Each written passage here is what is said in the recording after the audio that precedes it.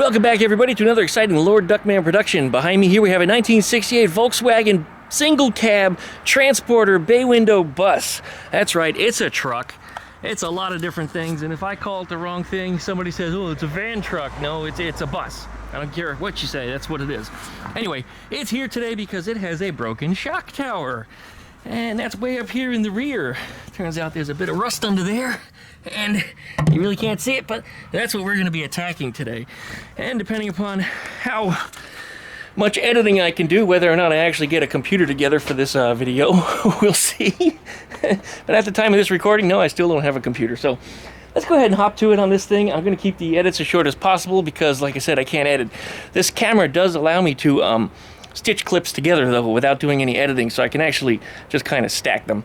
Anyways, if I have an intro, it's coming up. Likey, comment, subscribe, and thanks for watching. I appreciate it. Alright, here we are. Notice it's got early wide 5 pattern because, yes, the early low light buses did have that. Here's a spring plate on here. This is an IRS suspension. Somebody told me I should use these short spring plates over here on Gregory, or this is not Gregory. Woohoo! Wow! This is my 1967 bus frame, just like Gregory's. But they told me to get a set of these spring plates to put them on there, because I'm going to have to cut them and modify them anyway to use these trailing arms, which makes no sense for me to have to buy something else that I'm going to have to modify anyway, exactly the same as I would modify that. I don't know. No logic there, but... Alright, but looking at the top of the shock tower, see that? Hanging out in the open, making no connections, just like me on Tinder. So this sucker's gonna need a little bit of a repair there. There was a bolt in it. I guess that's gone. There was also a bushing that was in there, and that's gone now too. But yeah, the whole top of this is rotten and missing. You know, so there's some rust up under there too that needs some repairs. And then going over here, you can see all that interesting metal.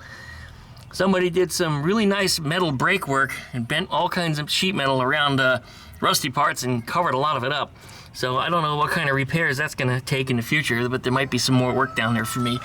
But anyway, right now I need to get this thing rolling properly, and that means I need to mount the top of this shock tower where it's supposed to be. So since the shock tower is gone, and I hope this metal is pretty good to attach to underneath, because I am seeing some rust holes here. Man, this is actually pretty bad. That's one of the next things that's gonna go. The bump stop top is gonna rot off there and fall out. Anyway, I hope there's enough meat for me to attach to. If there isn't, well, then I'm gonna have to do some more reinforcement, and I'll have to talk to the customer on this one because it's not gonna be quite what I quoted. Anyway, looks like I'll use a couple pieces of angle iron. I'll whip something up, we'll get it put in there, and then we'll see what we got. But first I need to go over to the other side and take some measurements to make sure that I get this eyelet in the right spot, because it's probably not supposed to be up that high. It's probably supposed to be down a little bit or some other position. So anyway, I'll get that figured out. All right, going down the other side here, there's our shock tower that is intact. This side is also rusty in a lot of the same places, but not nearly as bad. It's also not as bad up there. Spring plate cover's going. That needs to be fixed. Yeah, looks like it's got a lot more rust under here than we thought. Well, you know the old saying, never judge a book by its cover. And this one looks pretty good and presents itself pretty nicely from the outside, but up underneath here it needs a lot of help. All right, well, measuring that shock tower from the top of the frame to the center of the bolt, I got 4.5 inches exactly. All right, so that's where we're gonna mount our bolt up at the top here. So I gotta make this piece. Looks like it's gonna be a couple pieces of angle iron. I'll get that put aside, assembled, cut up, and I guess we'll weld it on in there. But all right, that's where we're at, 4.5 inches. Here we go.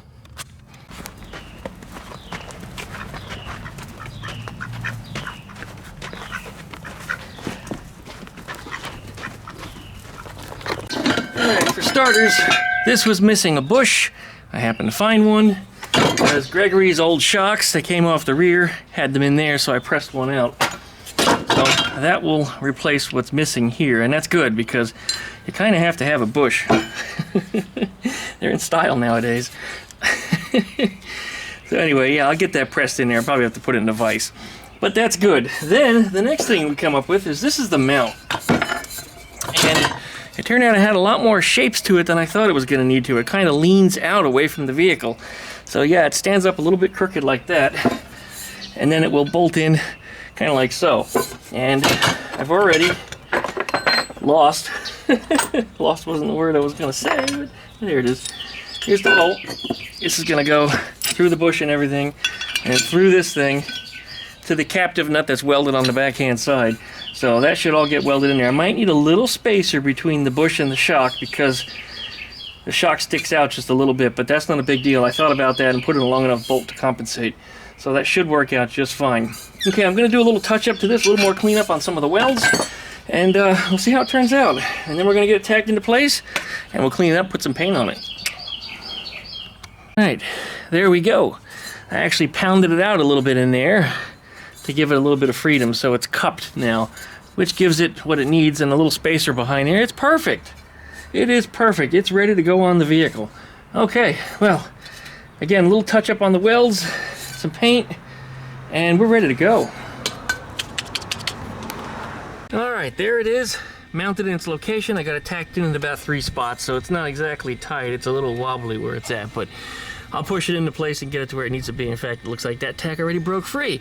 I hope that this frame has enough good metal that I can weld to it. It just doesn't obliterate it. Because there's a lot of rust under here, and of course, what remains from the shock tower that rusted off of this thing looks pretty good, but I've cleaned it with an angle grinder. I did the best I could. Hopefully this stays. If it stays, it's good. If I have any problems with it, well, then I'm going to have to stop. I'm going to have to talk to the owner of the vehicle. But anyway, the shock is the place it needs to be. It's 4 inches up because I remeasured it. Yes, 4 inches. And it's both angled towards me and forwards, just like it is over on the other side, which you can't really see from here. But anyway, we'll get the sucker welded in, and let's see if we can get this thing mounted, and hopefully all the welds will hold. Because that's a lot of shitty metal that we're going through under there. Yeah, hopefully it's not too, like a sponge, I guess is the best way to compare it to. You know, it gets all cavernous, and the steel will puff as it turns into iron oxide. So if this is solid on the outside, it doesn't mean it's not all spongy and crap on the inside. So I guess we'll see what happens. All right, here we go. All right, well, I got it in there. The hardest part was getting around the back to fill in the weld over there. I did find some holes and flappy bits that were moving around. This is the old shock tower mount under here. I tried to pull all this together and weld it all so that way it's all one big solid piece once again. So for whatever it's worth, it should build up some rigidity, but this frame does have some severe rust issues. So if this comes apart, I'm going to say that the frame is probably going to fail long before my part does. Probably a big chunk of this is going to come out. So if we go any further on this one, yeah, it's going to be not a body off because it's a bus, but it's a big section of this is going to have to either be patched in or replaced. And that doesn't even count any of this stuff down here. All this stuff that's all sheet metaled in. Trying to give you guys a little bit of a better look here, but the camera won't adjust the exposure. There it goes. There we go. Look at that.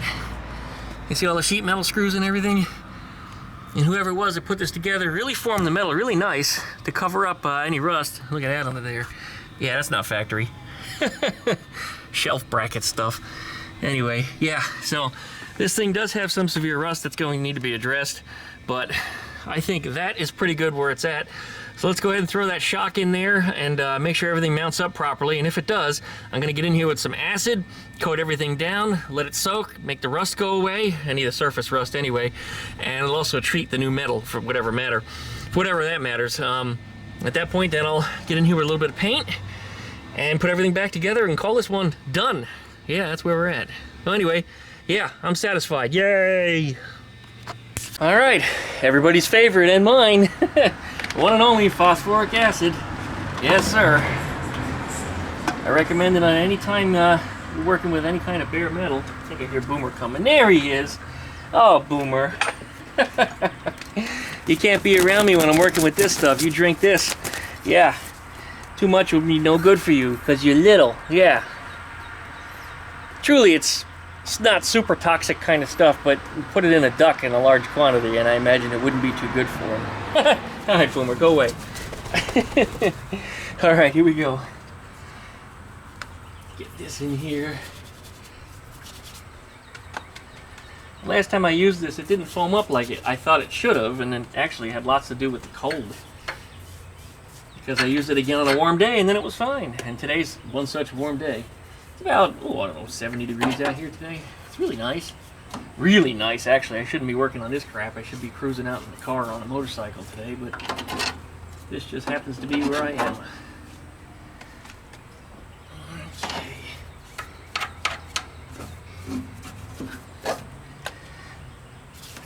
Up around here, and I think the camera can't really see it, but up here is where the shock was just pounding into the bottom of the body on this thing because it had no mount to sit in anymore. This thing was actually unsafe to drive in the condition it was in. I mean, it was probably bouncing all over the road. And when you're in a corner and you've got a wheel bouncing, that's some dangerous stuff. That's like being on ice. You'll just bounce across the road. Ex-girlfriend's motorcycle used to do that to me. Well, not motorcycle, I'm sorry, the scooter. The little Aprilia scooter that she had, which was the best ride, the most fun I've ever had on the Dragon, was on a stupid scooter. What was that thing? I think it was 150. Yeah, it was a 150cc. And like I said, the most fun I've ever had on the Dragon. You get behind somebody on a sport bike that's going like crazy, and really fast rider, knee dragging kind of stuff, and then they turn around and they look and there's a scooter on their ass. I could throw that little thing around corners faster than anything, but I wallowed down the suspension whenever I was on it. I was always bottomed out, so when I was in a turn and I would hit some washboard kind of bumps, that thing would just skip across the road, and it was like being on ice, except it would vibrate you, but nonetheless it was just, you'd slide sideways across the road. And almost lost it a couple times right in front of the photographers. It would have made for a great photo, and most of the photographers give you a free photo if you fall down.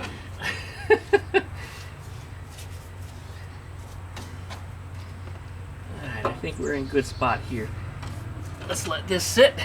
We'll come back to it in a little while, and then we'll rinse it off, shake off with the wire brush any of the loose dust that might accumulate, and then it's a matter of throwing some paint on it.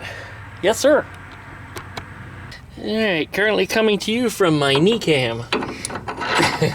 Hopefully that will hold it steady enough so you guys can see what's going on here. Yeah, that shock goes right up into that tower. Looking good.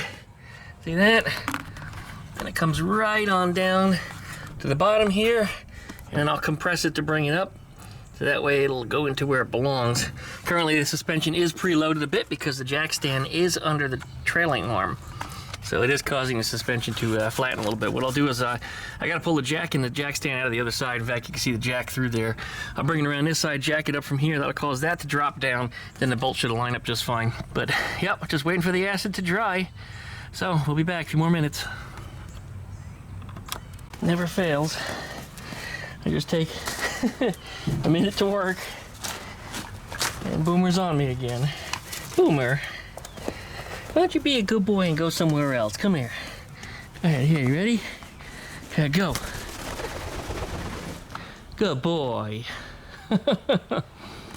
Well, truly, this is a great bus. Really nice, really shiny on the outside, but it does need help. Every one of the hinges all the way around the bus all have serious rust and all need repairs. So that's something else I have to look into and see if the owner's interested in having me patch and repair some of these. So yeah, they need some work. Looks great on the outside though. I mean, whoever put the last coat of paint on it, maybe that's how they sold it to the new owner. You know, hey look, it looks great. And to the casual observer, yeah, it's a really, really nice bus, but when you look up underneath, it does need some work. Kind of considerable. You got a little paint peeling off of there. Sides of the bus are really wavy too. Nice bus, but yeah, it just wasn't done right.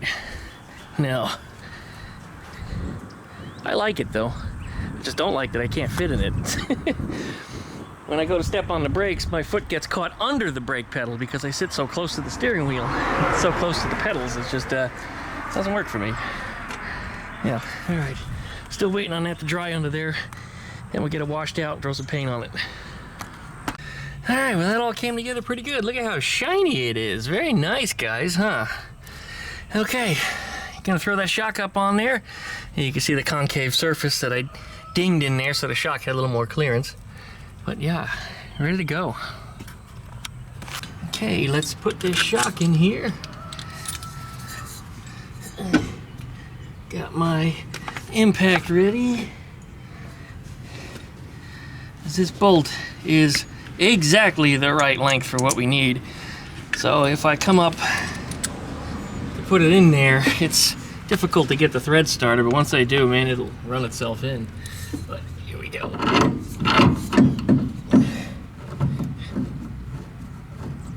Oh, there they go. Alright. Now we gotta get the bottom in. Hey, look at that. It's actually mounted. I don't believe it. And down here on the bottom, this is a much closer where it needs to go right now. I don't have to compress it a whole lot. The reason is because I put the jack here to offload the jack stand just a little bit. So now I should be able to get that bolt in there and compress it by hand. You know what? I'm an idiot. I bolted in the whole thing upside down. Oh, there you go. Duckman, we like you because you always include your accidents. I guess I wasn't paying attention here. There it is. I guess I'll take it back out.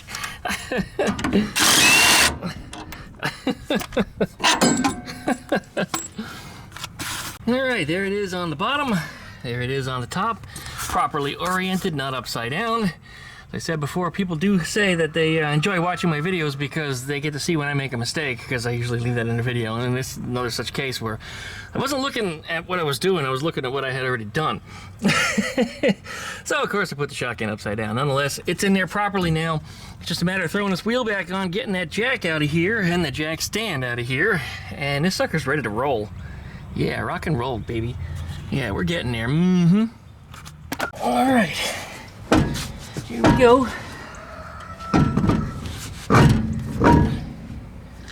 Alright, I got these lug nuts up my butt. I sat on them.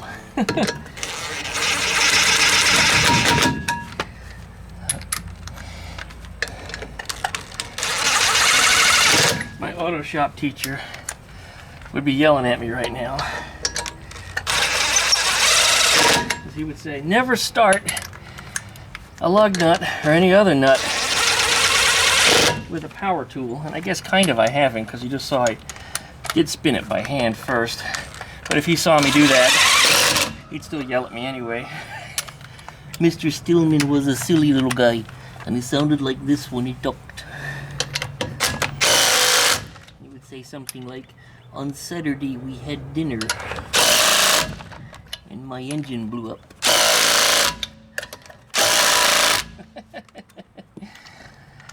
Alright. And then we properly tighten them down when it's on the ground. There it is! Alright, 2 different size lug nuts. Drives me nuts. But it's also got wheel adapters on it, which I'm not too fond of.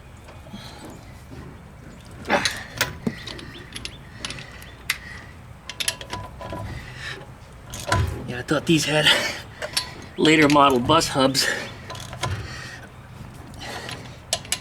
I don't know if these are real Porsche pattern wheels or not, because these aftermarket Fuchs can come in 5x112s or 5x130, the Porsche size. Did I get them all? I think I did. Just double check.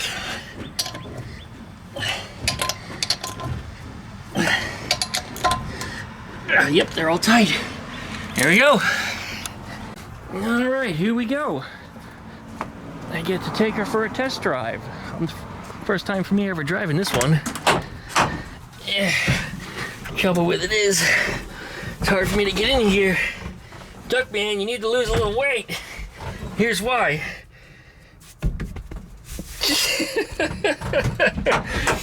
It's almost an embarrassment. I guess I do need to lose a little bit of weight. Oddly, my only weight is around my belly, and that's bad.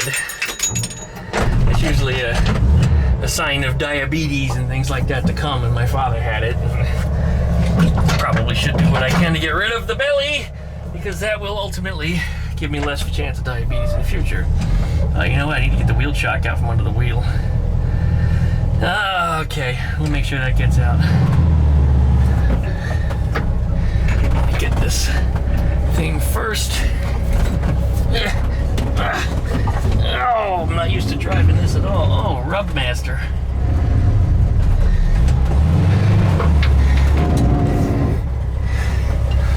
I guess it's those tires that are rubbing. All right. E-brakes aren't working right, so yeah, there was a wheel chock under it. There we go.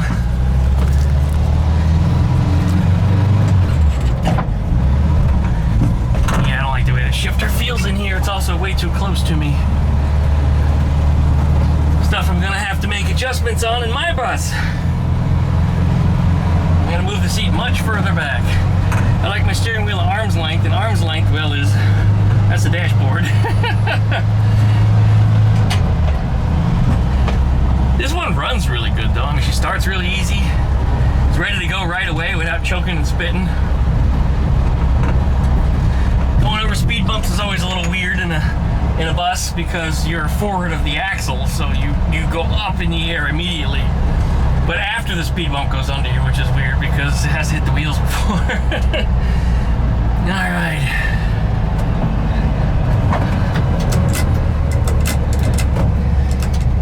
Turn signals are canceling themselves. That's interesting. I wonder if that's a stock part on there.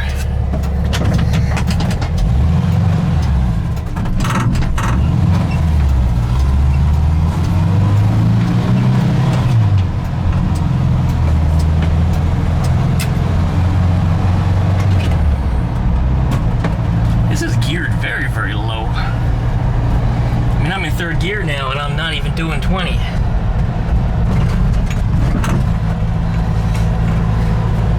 I forgot where the headlights are on here. Is that it? There we go. Thought it was on the left for some reason.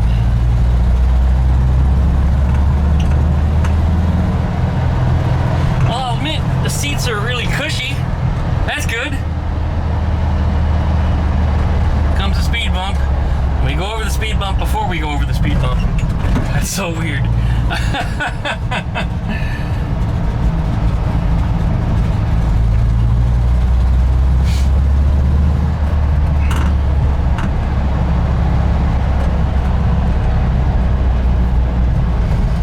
Alright, well, we're almost to Wild Bill's. Alright, well, would you look at this? Oh. That'd be fun getting in and out of. Got suicide doors too, huh? Look at that. Welcome to the circus. Hey, what's up, Wild Bill? I'll show you the massive 25 horsepower engine. Oh, is it in the back? Yes, sir. I didn't know that. I thought they were up front. Well, I see that now, but I mean, I always thought that was up front. Okay. How many cylinders we got? 2? 4. Is it 4? 4 banger. I'll be damned. Is that light too much? Yeah, I guess. I can always adjust the exposure a little bit if I need to. Kind of a very, very easy engine to access. Yeah. And it's Duckman size, so all you gotta do is size. Yeah, you just reach down there with your fingers on the hooks there and just lift it out of there easily. Take it out through the top? Yeah. Does it come out through the top? Probably not. This looks like it's in the way. No, I don't know how to take it out. But I might find out. Looks like you might jog it to one side and then pull it down from the bottom. Yeah. But I don't know. But look at the way the exhaust passes through the body. That's really neat. Yeah, and it goes down.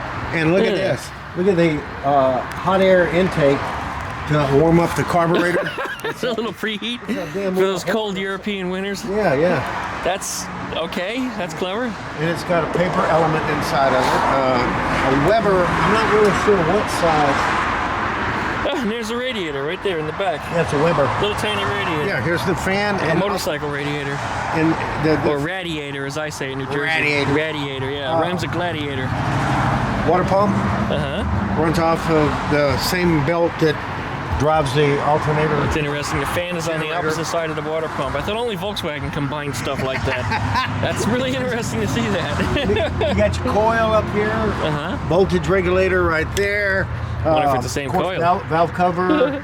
air cleaner. Yeah, look at distributor that. cap. So it's really a fuel pump. Now, it is disconnected from the main tank.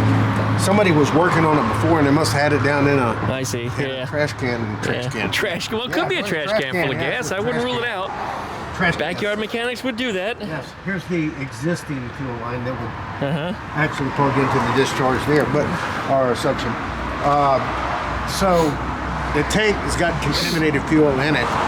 So it's about 10 gallons, almost the same as a B-Dub, and it's going to have to be drained out, put into a can, and I'll dispose of it properly under the EPA standards. I'm going to burn my trash with it in the backyard. How about that, EPA? I like it. I'm The gonna wait question is, do I fit in it? I don't know. You want me to give you a hand so you can see? Yeah, you have to lower me in. I'll give you a boost to get Oh, in there. thanks. Just what I always wanted.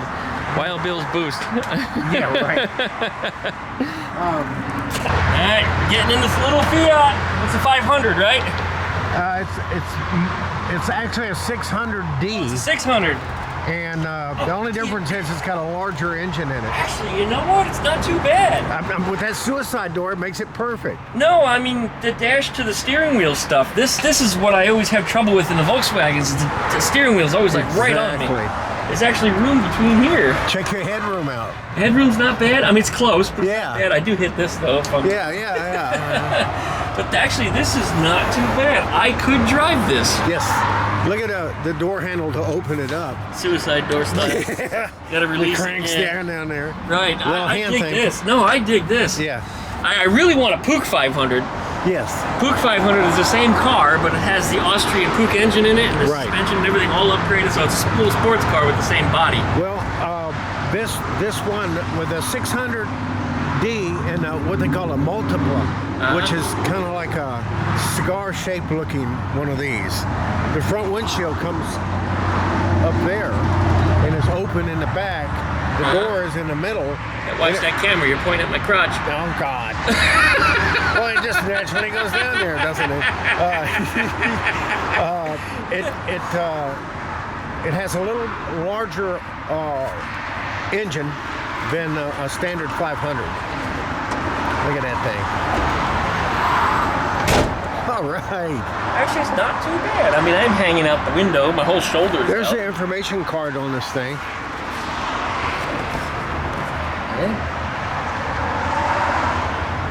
Nice. You know what else?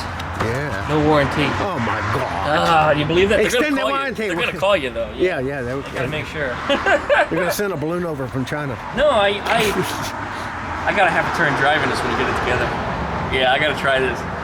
It's a stick, right? It's like Yep. a Volkswagen stick. Yep, In fact, yep. it's got a reverse in the same spot. That I have got to investigate. I haven't driven one. I think it is. Yeah, Feels but- like it. Push down to the left. Maybe. Yeah. And there's the ignition switch right up there with all those little flipper switches above it. Where's the pedals? Oh, they're up way high. They're way high up there. That's a little odd. Yeah. But it has an electric gas gauge in it and, Benzino. Benzino. And then, see those little toggle switches right there on the dash? That's Tiggly togglies? Yes. That's the way they came, Something huh? with, I don't know what it is. Ooh, I like the harsh sound. That's Yeah, great. It is. I mean, you know they're on. Yeah, you know. It gives you feedback. It's kind of like the cowbell turn signals. Woo. Do that again. Damn. Yeah, it sounds like a road runner. Well, I'm going to try to step back out of here and see if Okay. we can get out of here. See if that's a problem. Probably not, though. This is actually easier to get in and out of than the stock Beetle. This is actually quite surprising. Look at that. I actually really dig this car. Stand beside it. Let's see the height of that thing. Oh, look, there's a giant driver. You know there's no such thing as height. Yeah, you're all backlit. Whoops. Whoops. Well, it's height, it's width, and it's depth. There's no height. Now there is. No, there isn't. I just invented another Wild Bill word. All right, ready to hit that record button again? Yes. Hit it, shut it down. Reach around. Oh, you gotta give it a reach around? Yeah, I gotta give it a reach around. You pull up, and then there's safety. There's a dingle, I feel it. Come on. There you go. Oh, wow. And it locks. Oh, wow, okay. There you go. That is like no trunk space, and that's a gas tank. That's the gas tank right there. Spare tire. Surprised you didn't put it down lower. Interesting. Probably can't. That's where your feet go. Well, that's where your feet go. They're underneath there. Yeah, true. Of course, your windshield washer bag. Battery is right here, right behind the tire. Has a cover that goes over. I got it off because I was charging the battery up. But it's a little bit of luggage space there, but yeah, a little bit, like a lunchbox and a handbag. but if you look in the back seat, the back of the back seat lays down like a Volkswagen. Oh, okay. And so you have that whole cargo area that's back you there. can actually see it better. Okay. I did it. You don't have to do all that. It's getting a little dark. Yeah. Camera's not gonna pick it up too good. Yeah. I'm really digging this though. This might be one of my future acquisitions here. And no, I'm not going to put it on the bus chassis, you guys. There's going to be someone that's going to say, and no, I'm not doing that. Yeah, and put a Japanese engine in. That way you'd have the Axis forces. That's it. I'll put an S2000 engine in there. Yeah. That'll go. I always mispronounce it. What is that high-performance motorcycle? Hayabusa. Hayabusa? This guy on the net has one on this with a turbo on it. Well, that'll make it go. 400-something horsepower. That's more than you need. Less than 2,000-pound car. Even a stock Hayabusa would tear this thing up, and I can't imagine something upgraded like that. Wow. 13-inch tires. Only. All right, well, we got to sign this off because it's getting dark. I can't really see a whole lot here in the camera too much more. That thing's good. No. Yeah, that thing's good, except for underneath. Yeah. We'll talk about that in the future. All right, thanks everybody for watching. Take care. Peace.